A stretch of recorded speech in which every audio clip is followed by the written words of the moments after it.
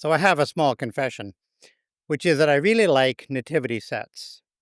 Some are very elaborate. You've seen things like this that have lots of characters and stuff. And some are quite simple. These scenes have been popular for about 800 years as one way of telling people about the story of the birth of Jesus. A story that, of course, has been handed down by word of mouth much longer than that. Nativity sets like this were particularly powerful when the vast majority of people were literate, because this was the way they could remember the story. But even today, the visual and physical aspects of these sets can be very meaningful. Some nativity sets are proper works of art, but I always like the ones that we get to play with, like this Lego one. And by play with, what I really mean is that we can move the characters around in a way that allows us to enter into the story ourselves.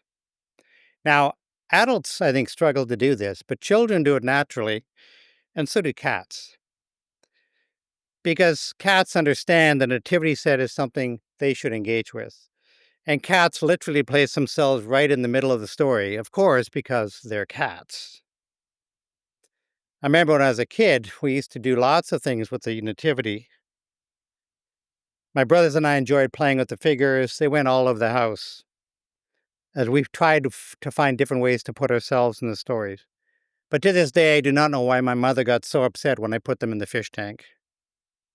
I figured maybe Mary likes to swim, right? She was even annoyed when we integrated the nativity with the table hockey game, which was a real pity because the angel was pretty good in net, actually. And for those of you online, you maybe can't see this, here's the nativity set we have here in the sanctuary. This set actually belongs to St. Edith Stein, the Roman Catholic Church that shares this sanctuary. And while I like nativity sets, they all just seem very incomplete to me. Consider this set from Costco. It has Mary, Joseph, Jesus. It has three wise men, has a shepherd. It has farm animals, has an angel. It even has a barn or some kind of structure anyway. Surely that's a complete set, right? I mean, of course, this is a typical nativity set, and it is from Costco, so, that tells you it's legit. But even that set, I find quite incomplete. And I think, well, really a lot of people are missing here. For example, if there's a donkey, there has to be somebody who fed the donkey, right? And I'm sure that many, many other people were involved.